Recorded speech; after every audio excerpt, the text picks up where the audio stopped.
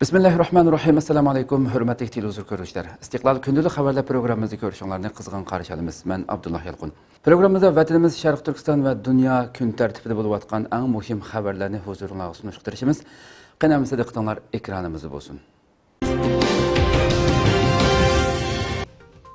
Şarkı Türkistan'da bir gün içinde Xitay virusu bilen yuqumlanğanlarning 100'den aşqanlığı bildirildi. Atalmış Uyghur Abnum Rayonluq Səhiyyə Saqlıqni Saqlash Komiteti bugün e'lon qilgan eng yangi uchurda bildirilishicha, bir kun ichida Sharq Turkistonda yuqumlanuvchilardan yana 118 kishi ko'paygan. 3 noyabr 24 soat ichida Sharq Turkistonda Xitoy virusi bilan yuqumlanganlardan yana 118 kishi bayqalgan bo'lib, bularning ichidagi 116 kishi kasallik alomati ko'rilmagan yuqumlanuvchilar ekan. Xabarda qayd qilinishicha, Sharq Turkiston bo'yicha diviziyani qo'shganda 64 yuqumlanuvchi bor bo'lib, bularning hammasi Qashqar Koni shahrida ekan. Navbatda Sharq Turkiston bo'yicha alomati ko'rilmagan yuqumlanuvchilar 345 bo'lib, bularning hammasi Koni shahar noyasida ekan. Undan boshqa Aqtu noyasida yangidan yuqumlanuvchilar bayqalmagan.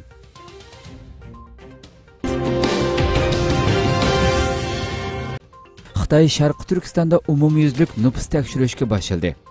Atalmış Şinjan gazeti xabarida bildirilishicha, Xitoy doiralari 1 noyabrdan boshlab butun Sharq Turkiston bo'yicha 130 mingdan ortiq tekshiruvchi xodimni tashkillab, umumyuzlik nüfus tekshirishga boshlagan. Bildirilishicha, bu qatimqi nüfusni umumyuzlik tekshirishda elektronlashgan usul qo'llanilgan. Tekshirish jarayonida barliq oilalarga kirib tekshirish, aloqa to'rida o'z oldiga to'ldirish, sonliq ma'lumotlarni elektronlik uskunlarda to'plash, bevosita yuqoriga yo'llash qatorliq usullar orqali aholilarni umumyuzlik tekshirish talab qilingan.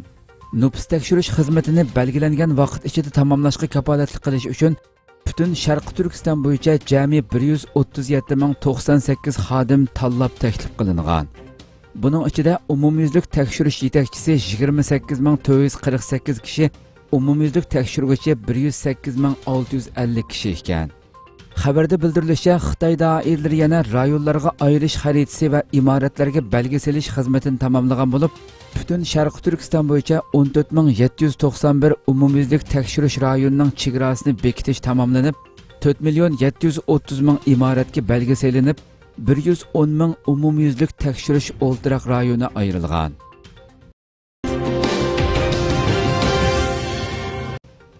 Xitoyning atalmış İslam jamiyati yangi dokument e'lon qildi. Xitoyning Sharq Turkistondagi dinga qarshi chekidan oshgan dushmanligi, dinga e'tiqod qilishni ruhiy kasallik deb kamsitib, lagerga qamash qatorliq jinoyatlari xalqaroning tanqidiga uchrayotgan bir paytda xalqaro jamiyatni aldash uchun atalmış Şinjan İslam jamiyati nomida Sharq Turkistondagi diniy e'tiqod erkinligi haqida dokument e'lon qilindi.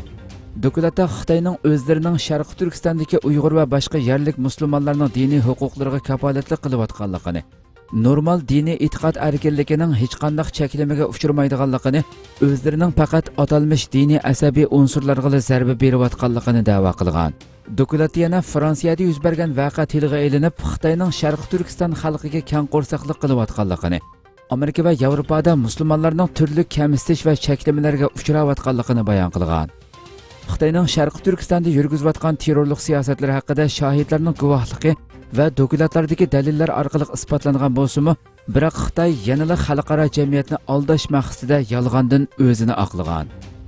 Kuzatuvchilar Xitoy tajovuzchilarining islom dushmanligida boshlamchilik rolini olib, Sharq Turkiston musulmonlarining islomiy ism qo'yishdak aqalliy huquqini cheklagan, islom dinini haqoratlab, musulmonlarni jazolayotgan bir paytda yanada turli o'ydirmalar bilan o'zini oqlashining amaliyotda Xitoyning soxtapas sharmanda yuzini echib beradiganligini bildirishmoqda.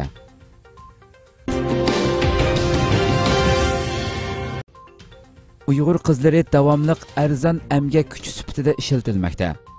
1 noyabr ijtimoiy uchur vositlarida tarqalgan bir senda bir turkum Uyg'ur qizlarining yuk taqalarini tayyorlab, safarga tayyorlanayotgan ko'rinishi ko'rsatilgan. Sendiki uchurlarga asoslanganda mazkur qizlar Xitoyning Lansi texnologiya shirkatidan boshqa joyga yo'tkilishga tayyorlangan. Lansi texnologiya shirkati Xitoydagi Yanfon ekrani ishlab chiqaradigan shirkat bo'lib, iPhone qatorliq dangliq markalarni mol bilan ta'minlaydi ekan. Sendiki ko'rsatilgan Uyg'ur qizlarining majburiy emgakka selinayotganligi arzon emgak kuchi sifatida boshqa zavod yoki shirkatlarga yo'tkalgan bo'lish ehtimolligi cho'ng ekan. Yaqinqi yillardan beri Xitoy Sharqi Turkiston xalqiga qaratgan irqiy qirg'inchilik jinoyatining bir qismi sifatida Uyg'urlarni bir tarafdan har xil to'kmatlar bilan jazo lagerlariga qamasa, yana bir tarafdan turma va lager sirtida qolgan yoshlarni, bo'libmi qiz ayollarni atalmish 5-amgak kuchlarini ishga o'rinlashtirish nomi bilan Xitoy o'lkalari va boshqa rayonlarga surgun qilib, ularni qul o'rnida majburiy amgakka selib kelmoqda.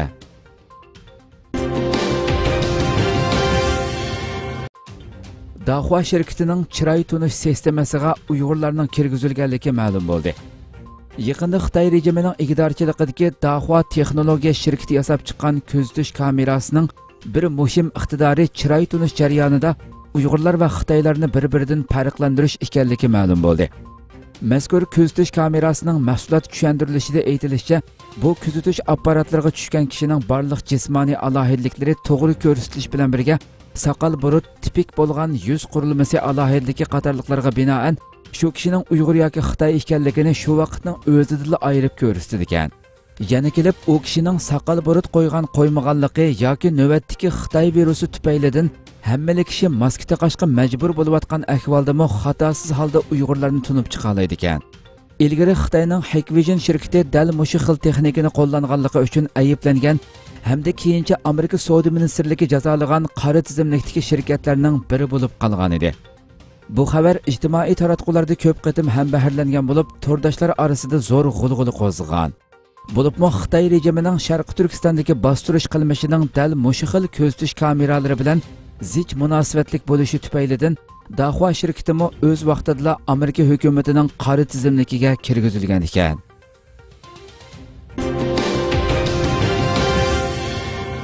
İmran Xonning uch xati uning ikki yuzlamachiligini yana bir qatim oshkorildi. Pokiston bosh ministri Imron Xon musulmon davlatlarning rahbarlariga kollektiv harakat qilish, g'arb davlatlarida ko'nsir kuchayotgan islom dushmanligiga birlikda qarshi turish haqida ochiq xat yozgan. U xatida bir qism Yevropa davlatlarida musulmonlarning payg'ambari Muhammad alayhissalomning hajviy rasmlari sezilib, islom dinining muqaddas dasturi Qur'oni Karimga hurmatsizlik qilinganligidek islom dushmanligining avj olayotganligi, butun dunyodagi musulmonlarning buningdan qattiq andisha qilayotganligini ta'kidlagan. G'arb davlatlaridagi bir qism kishilarda ko'rilgan islom o'chmanligiga darhol inkos bildirgan Imron Xon o'tgan yil mart oyida CNN muxbirining Xitoyning Uyg'ur musulmonlarga yurgizayotgan bostirish siyosati haqida savol so'raganda, u buningdan xabarim yo'qkan deb savoldan o'zini qochirgan edi. Imron Xon Xitoyning 2017-yildan beri millionlagan Uyg'ur musulmonlarini uyida Qur'on saqlaganligi, namoz o'qiganligi, erlarning saqal qo'yganligi, ayollarning yog'liq ortganligi uchun lagerga so'lganligi, minglarcha Qur'onlarning ko'ydirilganligi, yuzlarcha masjidlarning cheqilganligi haqidagi xabarlarga hozirgacha hech qanday inkos qaytarmay sukut turib kelgan edi. Kuzatuvchilarning eng diqqatini tortgani Imron Xonning xatidagi monoqurlar bo'lgan. Yevropada masjidlar taqalmoqda.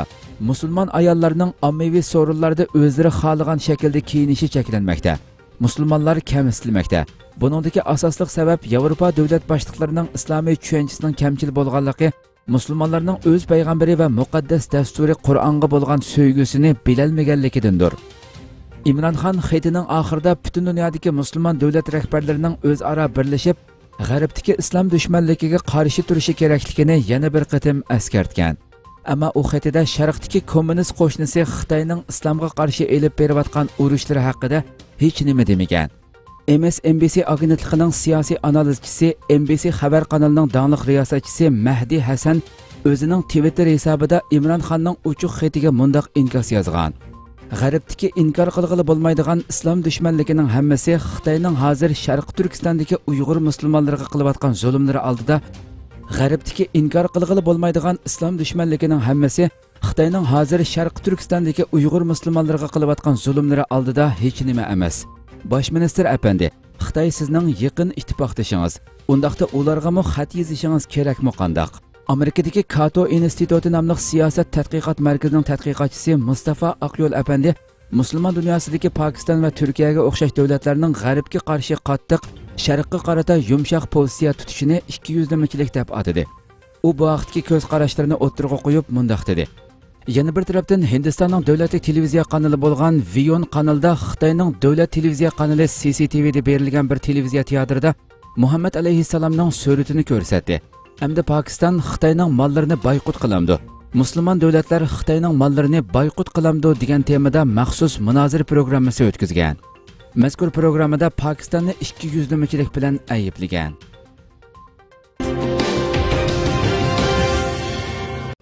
Amerika saylamining dastlabki natijalari e'lon qilinishga boshlandi. Amerikada Cumhuriyetçilerning prezident nomzodi Donald Trump bilan Demokratlarning prezident nomzodi Joe Biden o'rtasidagi prezidentlik raqobati oxirlashdi. Amerikada 50 shtat va Amerikaga qarashli alohida ma'muriy rayon bo'lgan Puerto Rico'da 250 million saylovchi 4 yil vazifa o'taydigan 59-navbatlik prezidentni saylash uchun bilet tashildi. Saylamda Kongressining ikki qantin tashkillaydigan 435 kishilik Avam palatasining hammasini va 100 kishilik Kengash palatasidagi 35 o'rinni belgilash uchun bilet tashlandi. Kengash palatasi va Avam palatasiga tashlangan bilet natijalari tuvandikicha.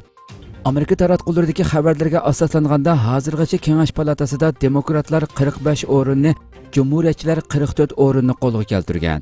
Avam palatasida bo'lsa Cumhuriyetchilar 145 o'rinni, demokratlar 119 o'ringa ega bo'lgan. Rasmiy bo'lmagan natijalarga asoslanganda Cumhuriyetchilarning nomzodi prezident Trump 212 ovozga, demokratlarning nomzodi Joe Biden 223 ovozga erishgan. Tashlangan 100 million 300 mingga yaqin bilet Xitoy virus sababidan ko'plagan shtatda baldur tashlangan. Bu jarayonda saylamdan keyin boshlanish ehtimoli bo'lgan ko'cha voqealari sababidan poytaxt Washington va Oqsaroyning atrofida qattiq bexatarlik tadbirlari elindi. Oqsaroy atrofidagi nurg'unlagan ko'cha va yo'llar Oqsaroyning udulidagi Lafiya bog'chisi va orqasidagi Ellipis bog'chisi kirish eg'izlari taqaldi. Yana bir tarafdan Amerika muavin prezidenti Mike Pence bu qitimqi saylamning g'alaba qilg'uvchisining Trump ekanligini e'lon qildi.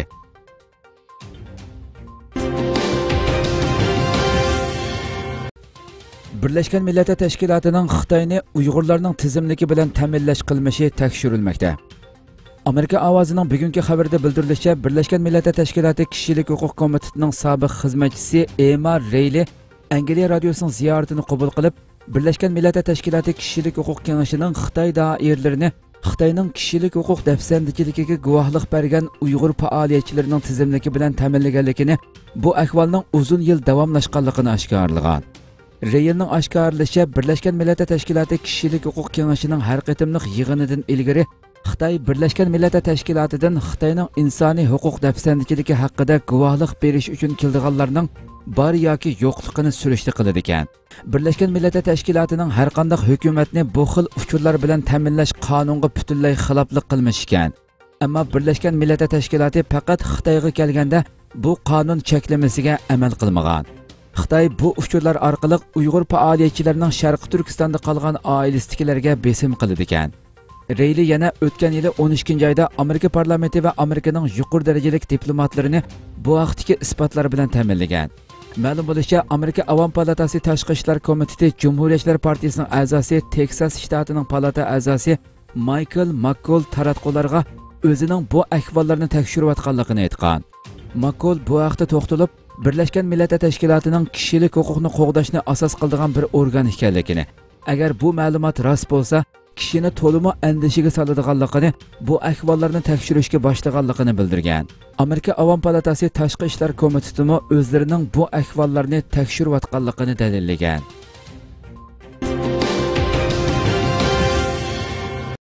Turkiyada yuqum sababidan 79 kishi qazo qildi. Turkiya Cumhuriyeti Sahiyya ministri Fahrettin Koca oldingi 24 soat ichida Xitoy virus sababidan 79 kishining qazo qilganligini e'lon qildi.